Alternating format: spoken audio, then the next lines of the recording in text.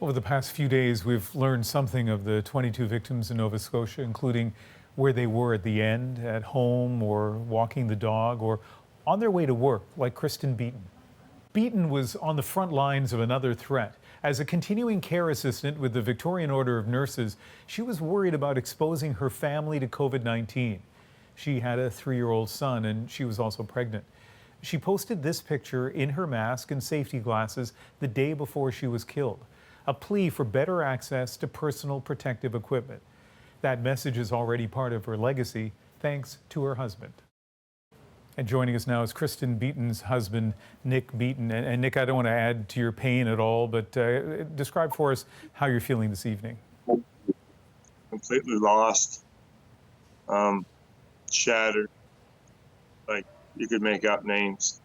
Overwhelmed and feeling love from family and the neighbors and people from abroad, for sure, but feeling empty is the best way to say. I know the main reason you're doing this interview this evening is to talk about Kristen, and I will ask you about her in just a moment. But another question I want to ask you is something you've spoken about already this week, and that is the lack of a kind of specific warning. You know, when Kristen headed out that day, is that something that still angers you? Absolutely. I believe deep in my heart. And first, I'm going to start by saying it is not I call them the ground soldiers, not the officers that were risking their life that day. I don't want this pointed in that direction. They did everything they could do, and I get that, and I thank them for that. I'm blaming, when I say RCMP, I'm saying whoever's in charge of broadcast systems or notifying us. Like, that's not the soldiers on the ground, as I call them, like the officers that were, you know, had their feet on the asphalt that day. It's not their fault. But I deep in my heart believe Kristen would be here today if we had had that alert like we got today when Halifax police put out the alert that there was a gunman. You know, everyone run inside, they were safe. So yeah, which suggests that maybe people like you speaking out have already had an impact in that regard.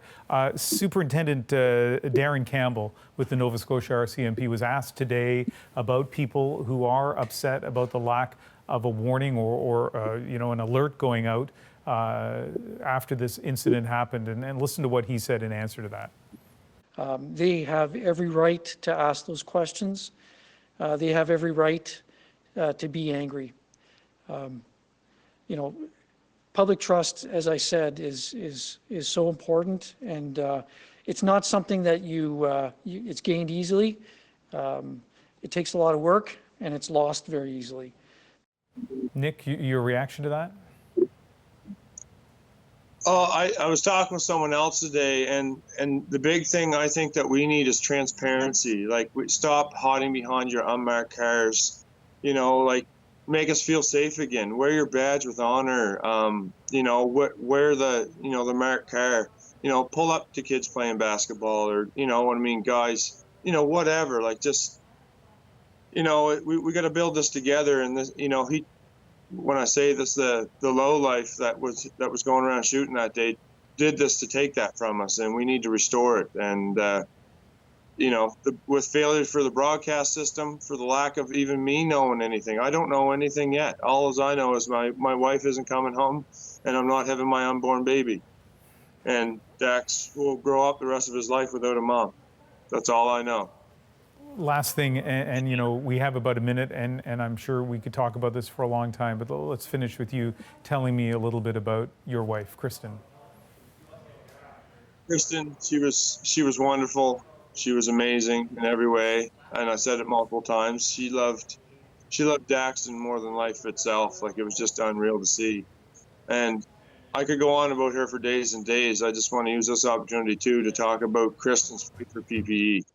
To get personal protective equipment for the frontline workers and get them what they need.